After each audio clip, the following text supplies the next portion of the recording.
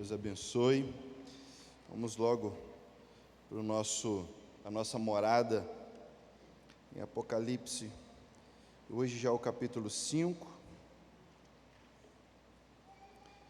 Nós estamos nessa jornada e hoje esse passo é tão importante, é um dos capítulos mais lindos, mais especiais de toda a Escritura.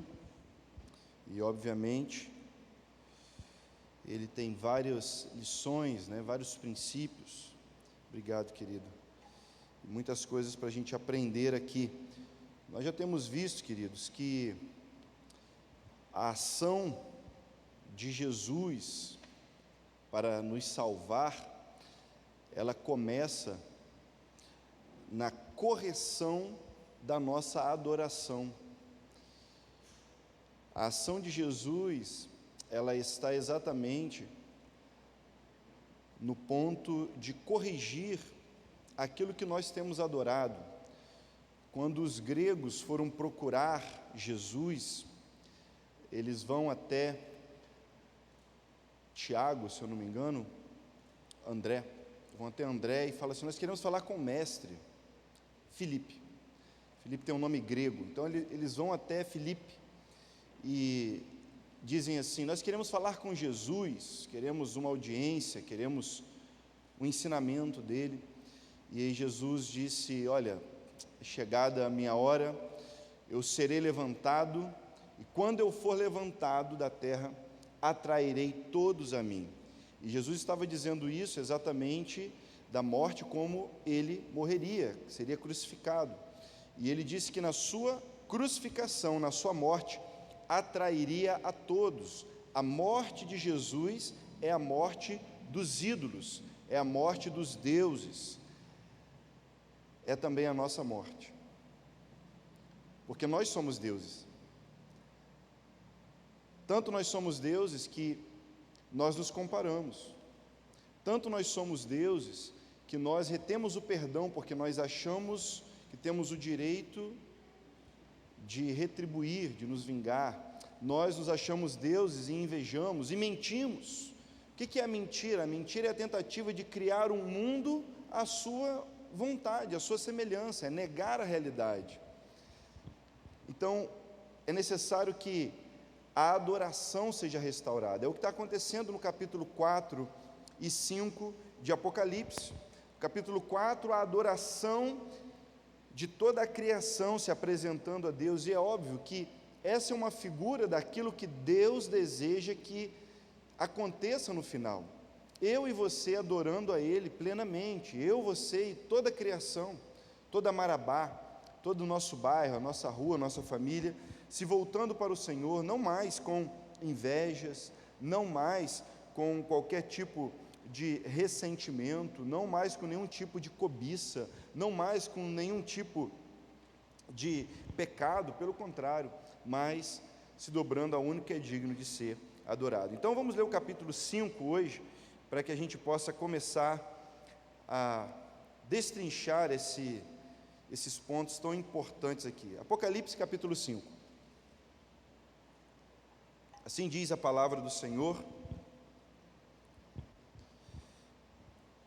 na visão de João, continuando: vi na mão direita daquele que está assentado no trono um livro em forma de rolo, escrito em ambos os lados e selado com 7 selos. Vi um anjo poderoso proclamando em alta voz: quem é digno de romper os selos e de abrir o livro?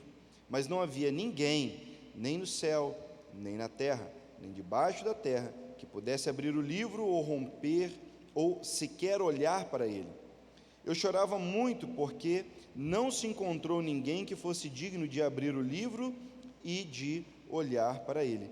Então um dos anciãos me disse: não chore, eis que o leão da tribo de Judá, a raiz de Davi, venceu para abrir o livro e os seus 7 selos. Depois vi um cordeiro que parecia ter estado morto, mas estava em pé no centro do trono, cercado pelos 4 seres viventes e pelos anciãos. Ele tinha 7 chifres e 7 olhos, e esses olhos são os 7 Espíritos de Deus enviados a toda a terra. Ele se aproximou e recebeu o livro da mão direita daquele que está assentado no trono.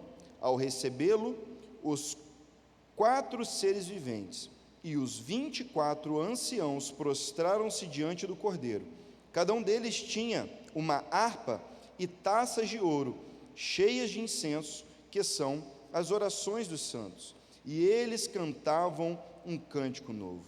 Tu és digno de receber o livro e de abrir os seus selos, pois foste morto, e com teu sangue compraste para Deus gente de toda tribo, língua, povo e nação. Tu os constituíste reino e sacerdote para o nosso Deus, e eles reinarão sobre a terra. Então olhei e vi a voz de muitos anjos, milhares de milhares e milhões de milhões. Eles rodeavam o trono, bem como os seres viventes e os anciãos, e cantavam em alta voz, dizendo: digno é o Cordeiro que foi morto, de receber poder, riqueza, sabedoria, força, honra, glória e louvor. Depois ouvi todas as criaturas existentes no céu, na terra e debaixo da terra e no mar, e tudo que neles há, dizendo: àquele que está assentado no trono e ao Cordeiro sejam o louvor, a honra, a glória e o poder para todo sempre. Os 4 seres viventes disseram: amém, e os anciãos prostraram-se e o adoraram. Faça como esses, prostre-se nessa noite, adore, feche seus olhos, fale com Deus. Vamos encher as taças de ouro nos céus com a nossa oração, com esse incenso que sobe. Pai, mais uma vez aqui está o nosso clamor, e para pedir instrução, pedir direção, pedir sabedoria e discernimento para aprender de Ti, para ouvir a Sua voz e para ter esclarecimento sobre a verdade da Sua palavra. Que o Senhor nos conduza e nos direcione ao caminho da verdade, onde nós teremos a nossa alma refrigerada, renovada e a nossa fé fortalecida em Ti. Ensina-nos, em nome de Jesus, amém. Nós temos várias cenas nesse livro aqui, nesse capítulo, aliás, e nós já vimos que estamos na sala do trono. João acessou por uma porta, ele foi convidado a acessar a sala do trono de Deus, o centro de comando de todo o universo, e ali ele se depara com aquela imagem, aquele movimento, aquela cena que é maravilhosa, esplêndida e assustadora também. É assustador você pensar nos seres viventes. Eu quero sonhar com o céu. Você imagina com um ser, cheio de olhos por um lado e para o outro, você imagina que está pensando num filme de terror. O que eu fui ver filme de terror? Não. Na presença de Deus há seres assim, e a gente fica assustado em ver como que, mesmo nessa descrição meio que absurda, certamente há beleza, certamente há uma contemplação que nos faz assombrados. É isso que é a presença de Deus, essa é a glória de Deus, que nos faz dobrar os joelhos, assustados diante da sua majestade. E agora a cena toda se volta para o centro do palco. João agora não está mais olhando para todo o panorama, tudo que está acontecendo. Agora ele se foca, ele coloca a sua atenção em um item específico: o livro, ou o rolo que está escrito por dentro e por fora. No mundo antigo, os livros eram assim, eram rolos, os pergaminhos, e eles eram escritos, porém, só de um lado. E é interessante isso, porque eles escreviam na parte de dentro, enrolavam e colocavam um selo para garantir que aquele livro, aquela carta, aquele escrito não seria violado, não seria aberto. Somente a pessoa que era o destinatário poderia abrir de verdade. É como hoje a biometria. Hoje você Tem aplicativos do banco, por exemplo, você tem que fazer o scanner facial, não é verdade? Então, outra pessoa não consegue fazer por você. Você tem que ir lá no banco e tem que colocar a sua digital. Antigamente, a gente dava a senha para a pessoa, vai lá no banco, sacar. Hoje em dia, não dá mais, porque tem que ver a digital da pessoa. Ou seja, os selos garantiam que só a pessoa que era digna, que era o destinatário original, poderia abrir aquele rolo, aquela carta. Porém, há uma grande curiosidade aqui. Dificilmente a gente vê rolos escritos por dentro e por fora. Isso poderia ser somente para economizar, mas Deus vai economizar? Ele criou o sol e dizem que a energia que o sol produz e projeta sobre a terra é capaz de alimentar, abastecer com eletricidade, né, o planeta por 100 anos. 1 hora de sol é suficiente para abastecer a energia da terra até a gente morrer. Será que Deus está economizando? Ele não economizou nas cores, Ele não economizou em nada, não economizou nem no Filho dele, aquele que nos deu o próprio Filho. Será que Ele está economizando no rolo de pergaminho, de papel, no escrito? Não. A ideia aqui é de que esse escrito ou é muito urgente, ou o conteúdo dele não cabe em material para ser escrito. Lembra quando termina o livro de João? João vai escrever o evangelho dele, ele termina dizendo assim: aqui estão alguns dos feitos de Jesus, porque não haveria papel no mundo. Claro que ele não fala papel, né? Fala, não haveria material no mundo para escrever tudo que Jesus fez. E agora ele tem uma visão de um livro escrito por dentro e por fora. Isso é muito curioso, isso pode dar para a gente alguns sinais. O que está nesse livro?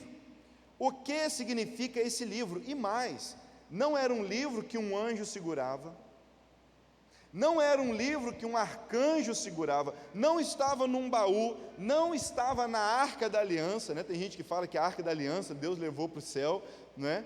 A gente vai ver isso mais para frente, mas não estava escondido nos armários, pega lá anjo, não. Quem o estava segurando é aquele que está sentado no trono, e obviamente que essa é a figura do próprio Deus. E detalhe, irmãos, a mão esquerda era a mão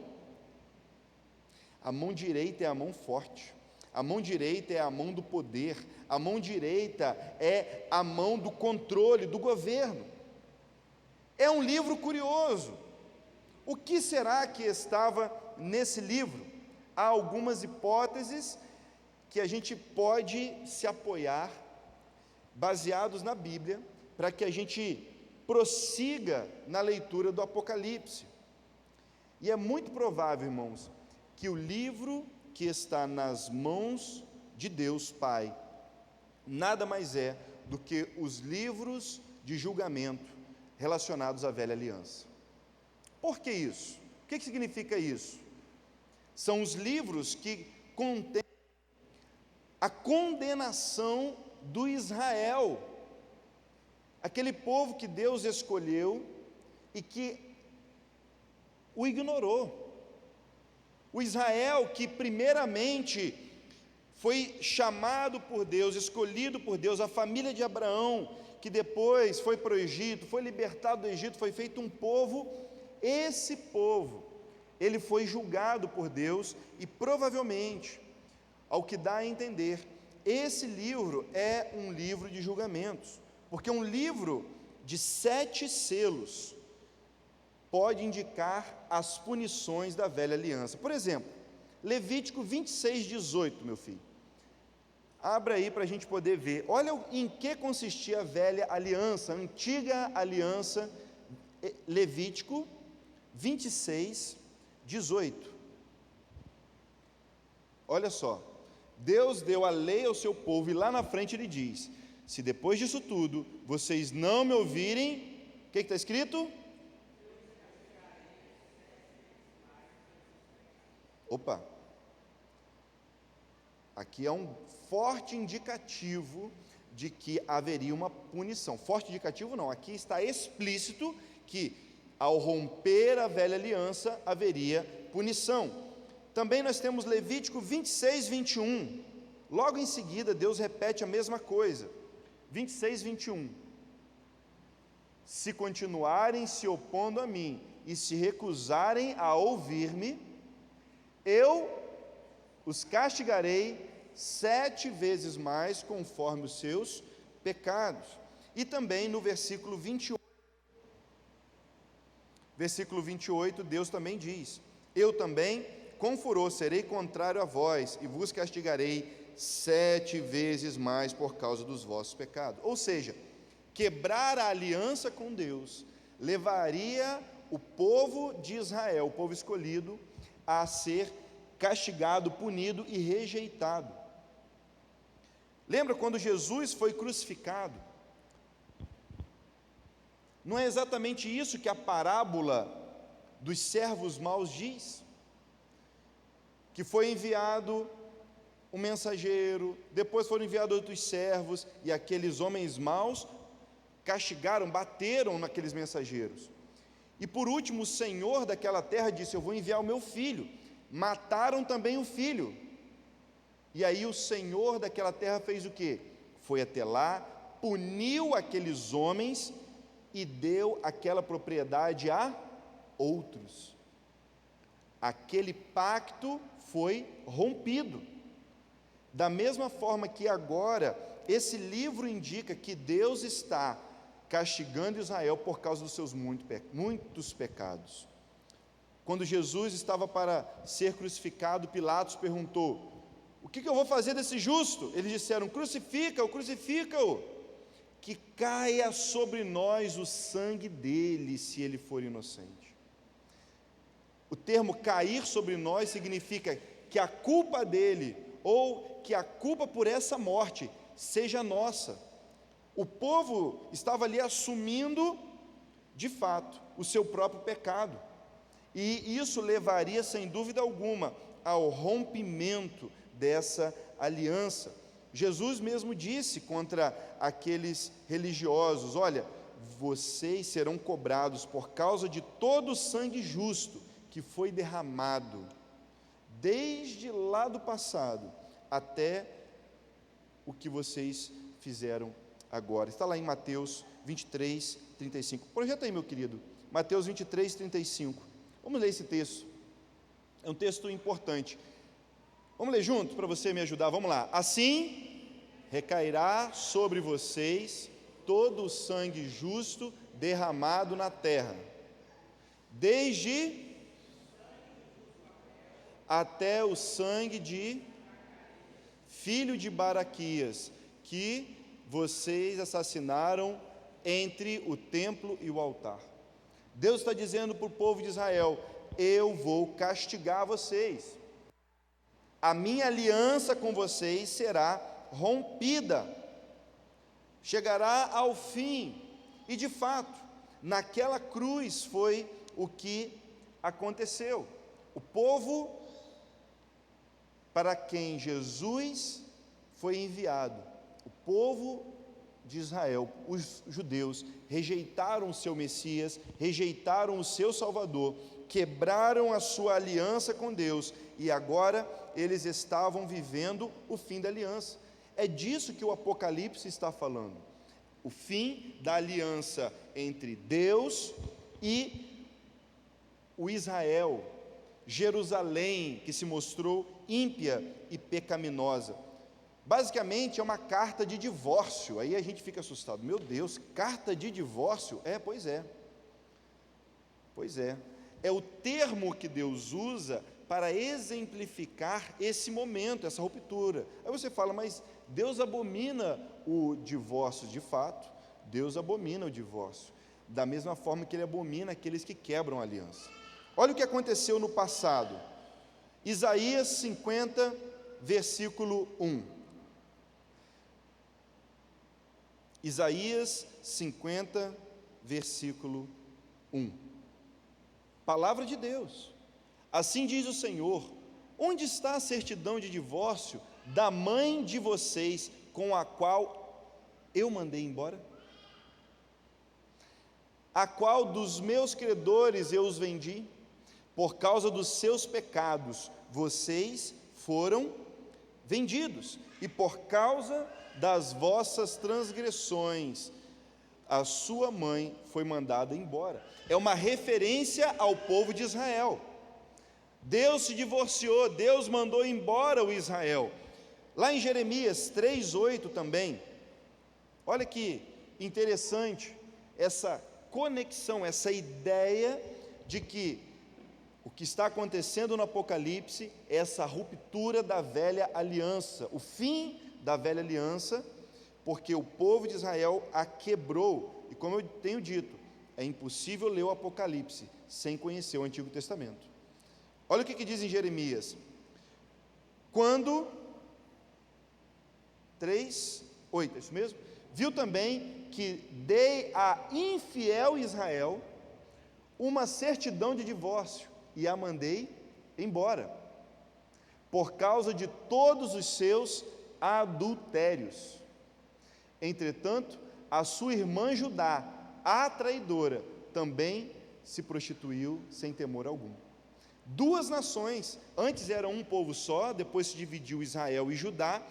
Lá, quando Jeremias escreve isso, o povo de Israel já tinha sido totalmente destruído, só tinha sobrado Judá, Jerusalém.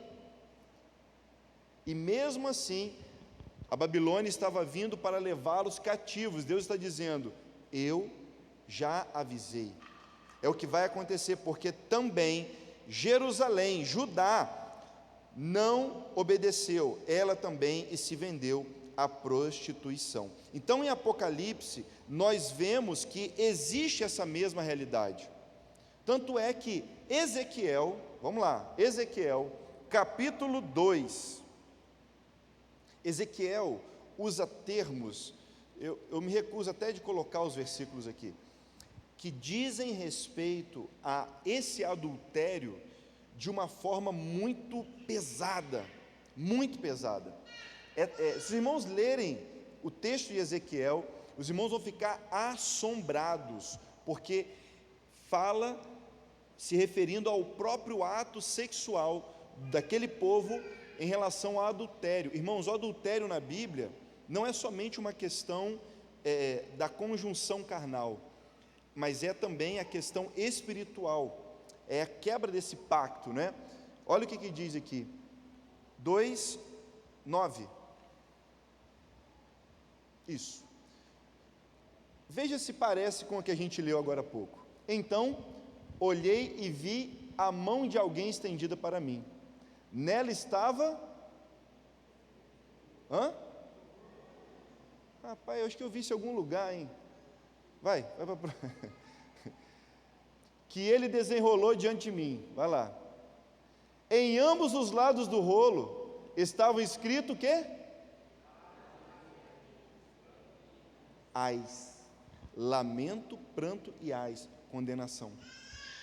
O livro que João vai ver lá no Apocalipse é o livro que Deus estava escrevendo já a respeito do povo de Judá, que havia abandonado a sua aliança, e esse livro continha lamentos, suspiros, ais, coisas terríveis, coisas a respeito do julgamento, da sentença de Deus contra uma nação que se tornou ímpia, que tinha tudo para adorar e servir a Deus, mas que o abandonou. Por isso que a Bíblia fala, quando a gente sabe da palavra e a gente peca, a gente está só aprendendo para a própria condenação.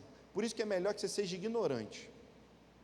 Por isso que Deus fecha os olhos assim, a pessoa sabe um pedacinho da verdade, aí Jesus já fecha os olhos dela, porque se ela sabe e ela não obedece, o pecado só aumenta. É misericórdia de Deus na nossa vida, irmão, é misericórdia. Por isso que Deus cega o entendimento de alguns, para não aumentar o tamanho do pecado. Veja como isso é grave. E esse livro, diante dele, é o livro que corresponde ao antigo pacto. É o livro que está impedindo a história de prosseguir. A velha aliança precisa ser finalizada, para que a nova aliança possa trazer com ela todas as bênçãos, todas as promessas e tudo aquilo que Deus planejou desde o princípio.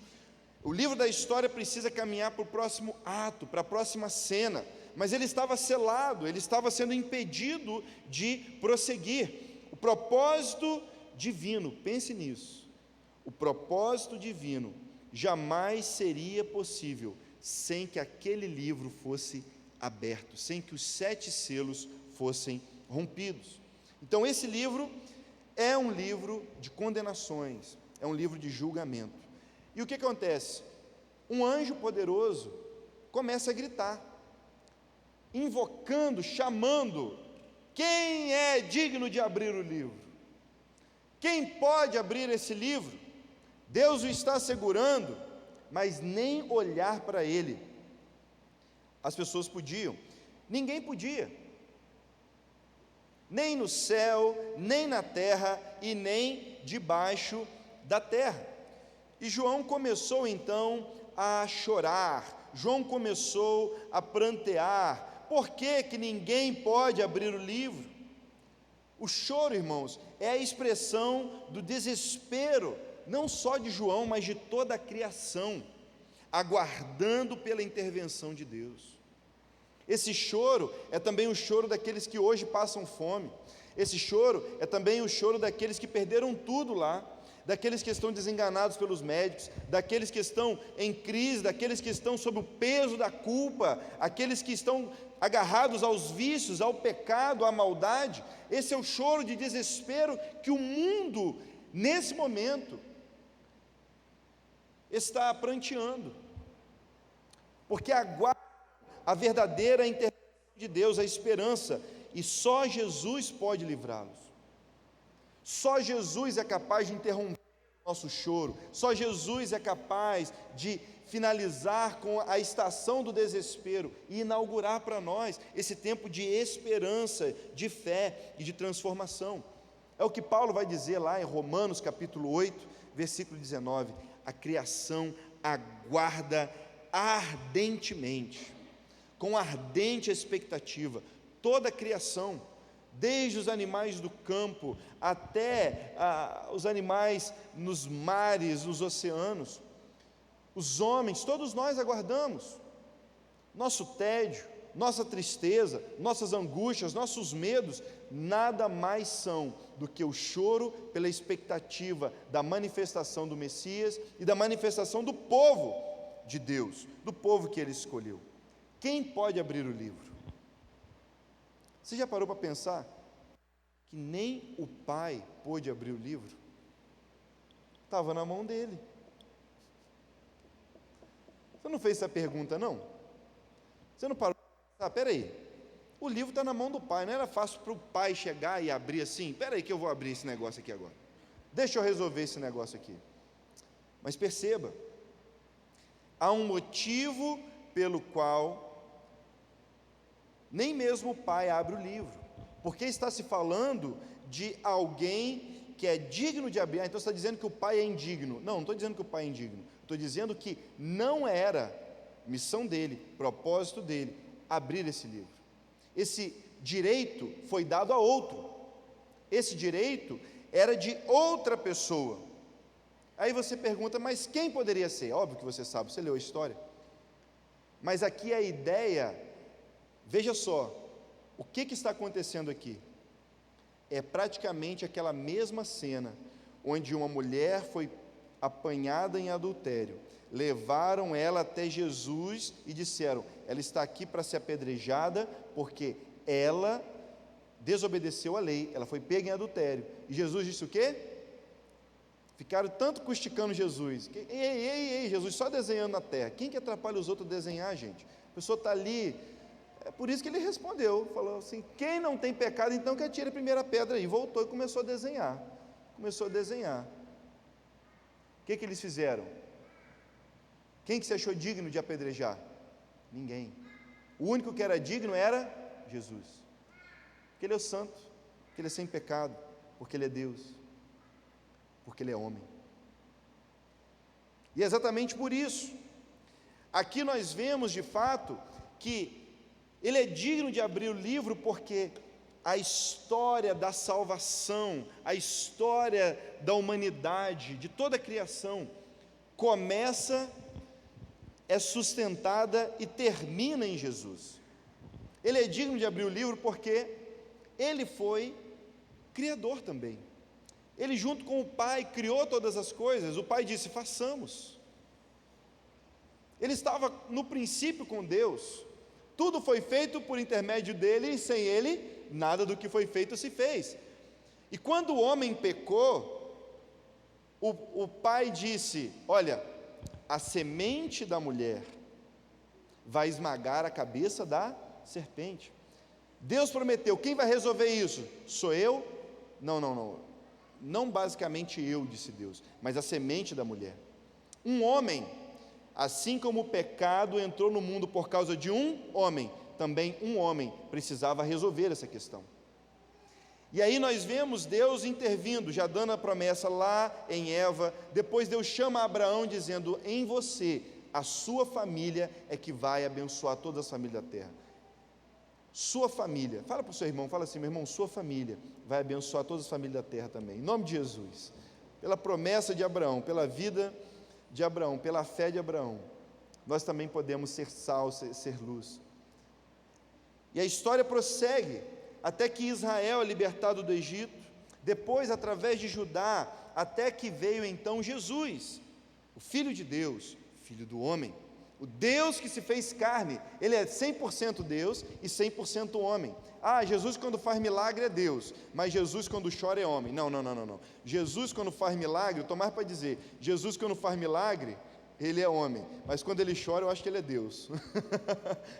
Não, estou brincando. Ele é 100% Deus, ele não deixou em nenhum momento de ser Deus, não deixou em nenhum momento de ser homem, inclusive agora nos céus. Ele não está sentado no trono como Deus, ele está sentado no trono como homem. Nós vamos ver um pouco mais disso adiante. Ele é o único digno. Lá em Atos 17, no discurso de Paulo, ele diz: Deus determinou um dia em que com justiça há de julgar o mundo. Ele já começou o julgamento por Israel, mas agora ele vai julgar todo mundo, por meio do homem que para isso destinou. E deu certeza disso a todos, ressuscitando dentre os mortos. Quem foi este o ressuscitado? Jesus Nazareno, o Galileu. Em Hebreus, capítulo 4, versículo 15, projete esse aí, meu querido. Hebreus 4,15, traz para nós o motivo de Jesus ser digno de abrir o livro. Eu quero que você leia esse texto, leia em voz alta, que é um texto tão maravilhoso, é um texto fundamental para a nossa fé. Vamos ler? Pois não temos um sumo sacerdote que não possa compadecer-se das nossas fraquezas, mas sim alguém que, como nós, passou por todo tipo de, ainda que sem pecado. 100% homem, 100% Deus, passou por todo tipo de tentação, provação, mas não caiu. Foi tentado pelo próprio Satanás, mas não caiu.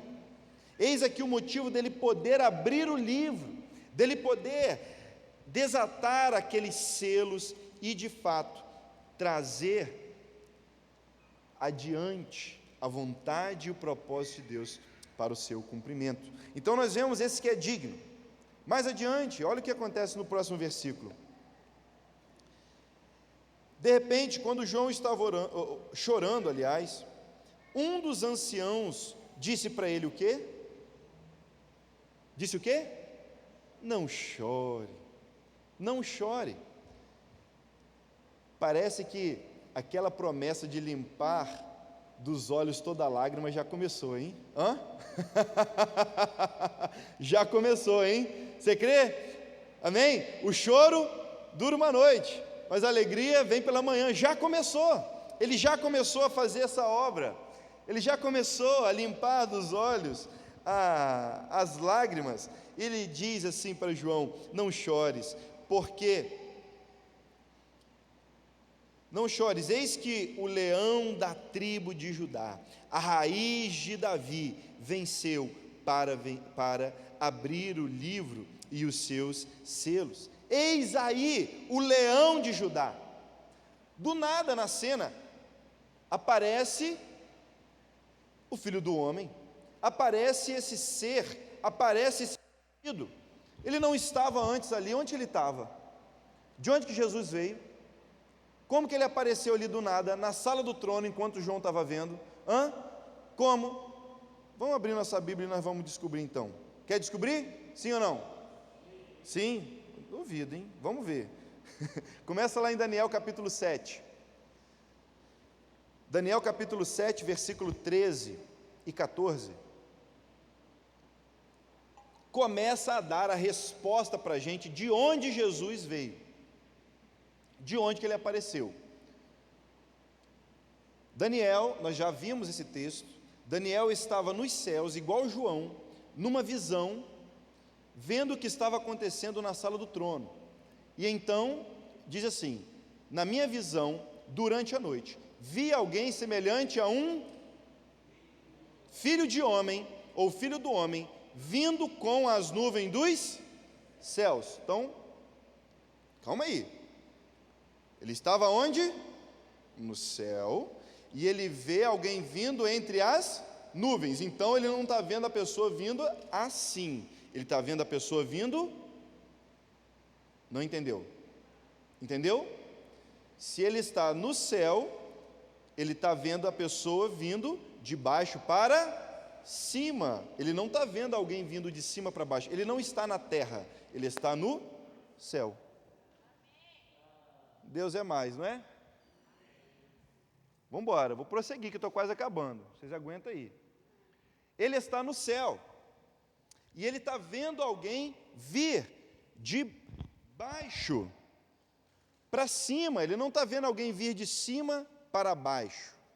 E é aqui que é a grande questão, porque logo a seguir, o que acontece é que esse Filho do Homem se dirigiu ao ancião de dias. Ou seja, essa cena está acontecendo exatamente no céu, porque o ancião de dias agora está recebendo esse que é o Filho do Homem. Ele está no céu.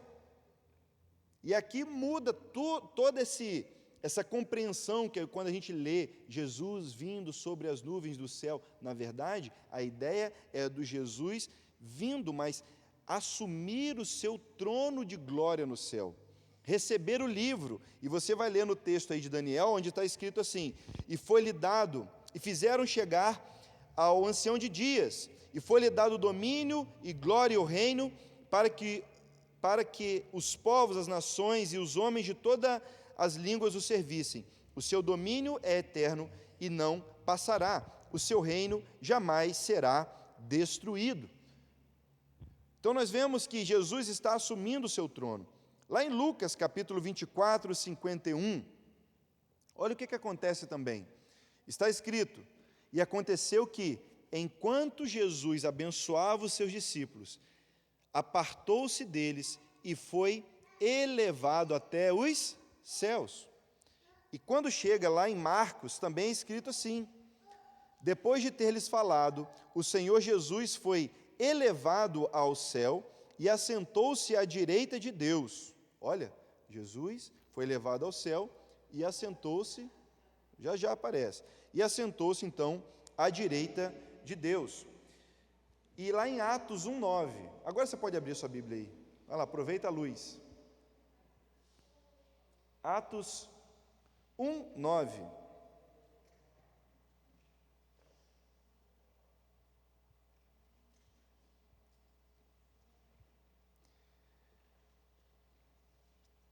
Olha o que está escrito: e quando dizia isso, vendo eles, vendo quem? Os discípulos estavam vendo Jesus.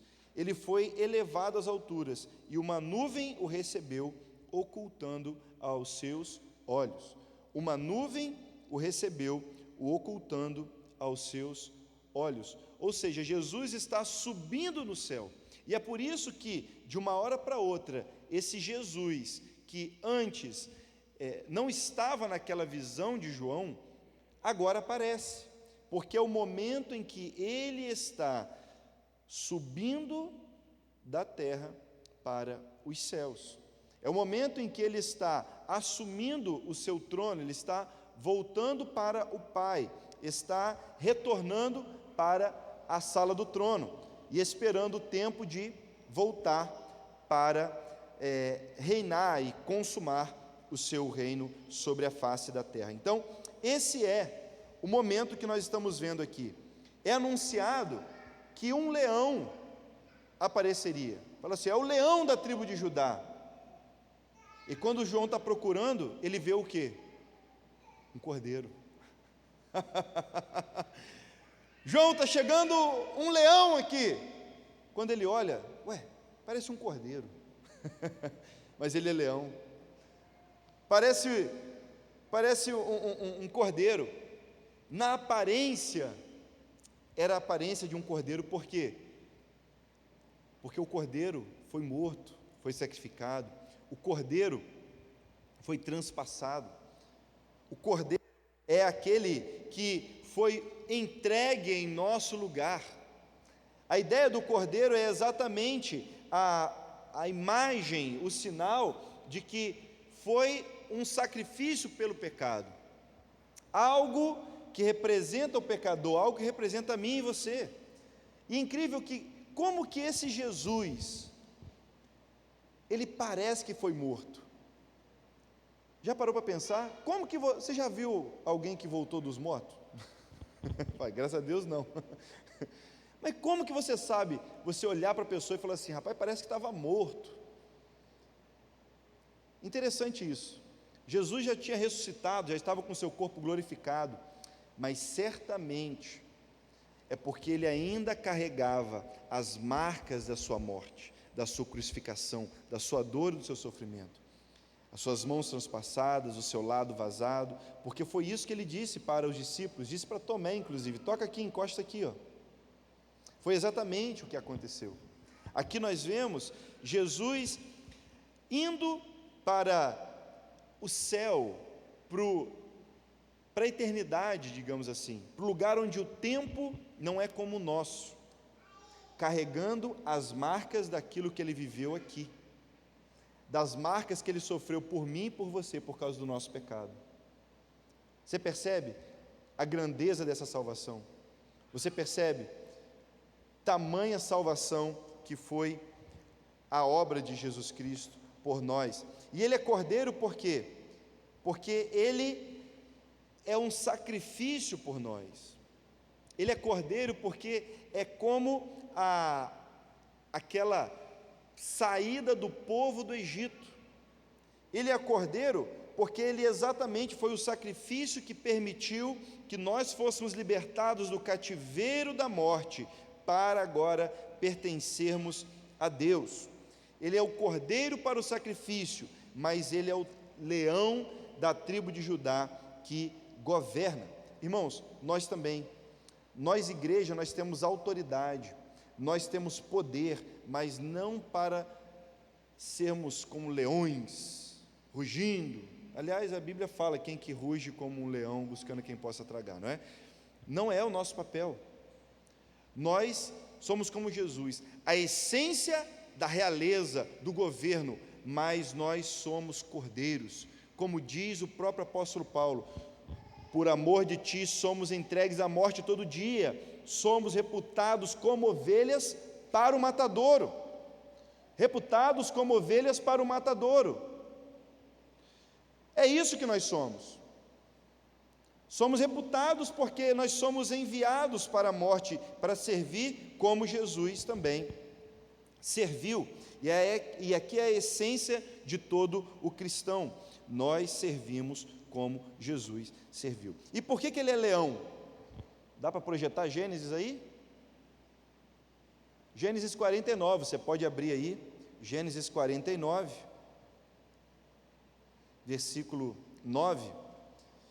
Por que ele é leão? Como eu disse, você não entende o novo sem ter o antigo. Está escrito assim: Judá é um leãozinho, da presa subiste, filho meu, encurva-se como leão e deita-se como um leão e como leoa. A quem o despertará? O cetro não se apartará de Judá, nem o bastão entre os seus pés, até que venha Silo, e a ele obedecerão os povos. Essa foi a palavra de Jacó antes de morrer, lá no Egito.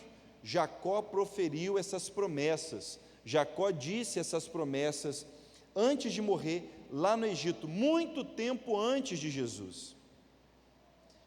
E é por isso que Jesus é o leão de Judá, porque Judá é leãozinho, mas Jesus, que é o descendente dessa tribo, ele é o leão, o poderoso. Ele também é a raiz de Davi, porque ele é o descendente de Davi.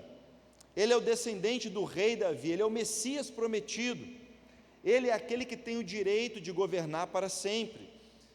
Ele é da linhagem de Davi, porque assim Deus prometeu a Davi: o seu trono, a sua descendência governará para sempre. E ele venceu. Ele venceu para abrir o livro. E o que ele venceu? Venceu o pecado, venceu a morte, venceu o poder do mal. Ele se manifestou para desfazer as obras do diabo.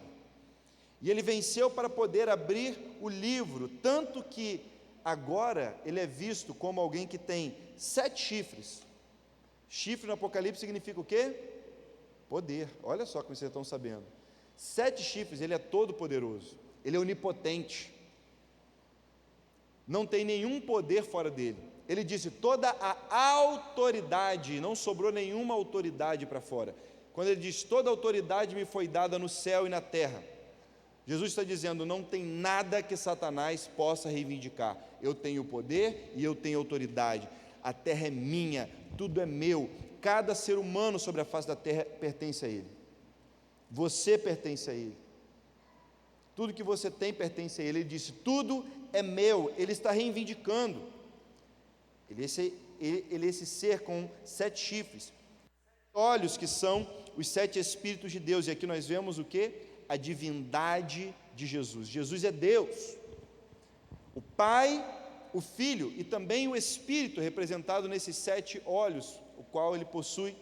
Jesus é Deus, e agora ele é Senhor, ele está assentado no alto e sublime trono. Irmãos, eu quero terminar aqui agora, mas dizendo a você que a missão da igreja é reivindicar aquilo que pertence a Jesus. Ele é o único que tem o direito. Você precisa começar a reivindicar no seu coração e dizer: ó minha alma, porque está abatido dentro de mim, porque você não pertence ao que você sente, você pertence ao Cordeiro que foi morto, mas venceu. Você precisa reivindicar na sua família, precisa reivindicar nos seus negócios, nos seus estudos, e dizer: isso pertence ao Senhor Jesus. Isso precisa ser dirigido, precisa ser conduzido para obedecer à vontade de Jesus, para seguir princípios e valores. As pessoas têm dificuldade de pensar: não, mas como que negócios podem ser? Jesus se importa com negócios? Claro que se importa. Ele contou tantas parábolas sobre dinheiro. Foi Jesus que disse: negociai até que eu venha. Foi a parábola que ele disse.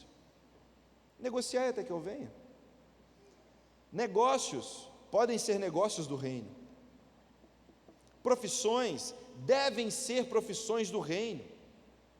Nossos ofícios, nossas responsabilidades devem reconhecer, devem representar a autoridade que Jesus tem sobre toda a criação. Ah, mas eu sou um vendedor. Venda para a glória de Deus, porque Jesus é Senhor. Ah, mas eu sou um ajudante. Sirva, porque Jesus é Senhor. Ah, mas eu sou um contador, eu sou um professor, eu sou mãe de família, eu sou pai de família. Não, na verdade eu sou um estudante. Faça todas as coisas para o Senhor, porque Ele é o Rei de toda a terra. E o resultado daquilo que você está fazendo é para que Ele seja glorificado. Ele é digno. Nós vimos isso semana passada. Ele tem o direito. E se você não der a ele aquilo do qual ele é digno, aquilo que é o direito dele, você será cobrado.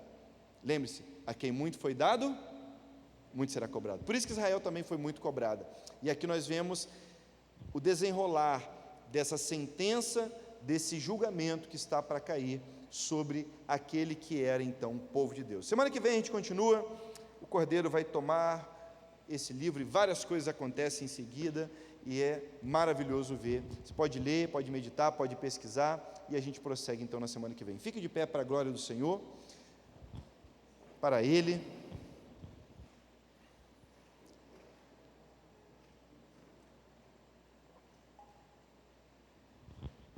Vamos orar, vamos consagrar a nossa vida, o nosso coração, Cordeiro e Leão, aquele que é digno de abrir o livro e desatar os selos da história, aquele que faz uma aliança, um pacto conosco e é eterno, jamais terá fim.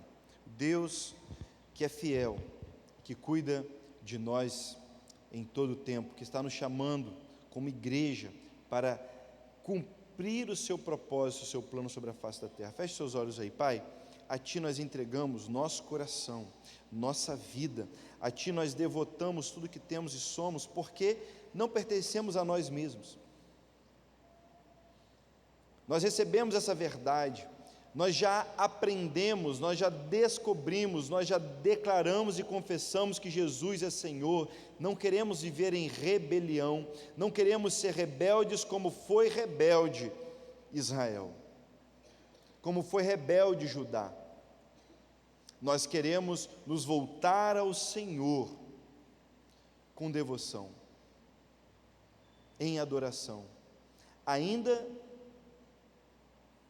que pequemos, mas nós confessamos os nossos pecados, porque o Senhor é fiel e justo para perdoar os pecados e nos purificar de toda injustiça, nos fazer dignos dessa aliança que o Senhor fez conosco, naquela cruz, vertendo o seu sangue, derramando a sua própria vida por nós.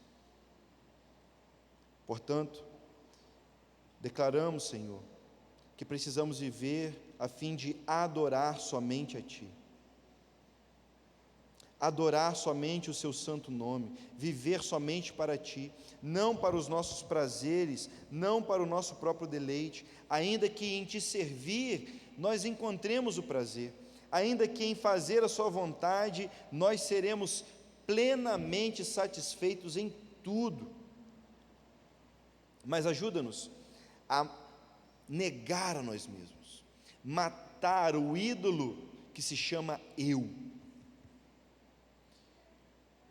Ajuda-nos a manter-nos crucificados com Cristo, pendurados naquela cruz, mortos com Jesus, para que a vida que a gente vai viver agora, a vida que nós estamos vivendo e desfrutando nesse momento, seja a vida daquele que ressuscitou de dentre os mortos. Essa vida seja de Cristo em nós, a esperança da glória eterna. Seja assim com a sua igreja, seja essa aquela que reivindica, aquela que restaura, aquela que traz para debaixo do seu governo tudo aquilo que foi perdido, seja família, seja propósitos, sejam vidas, sejam negócios, sejam futuros que estão jogados na lata do lixo. Senhor, que a sua igreja seja esse agente de restauração, em nome de Jesus. Amém. Deus abençoe você e até o próximo culto, nosso próximo encontro, em nome de Jesus. Sábado temos feira Belas Artes, maravilha, então a partir das 18, esse grande momento de confraternização em nome de Jesus.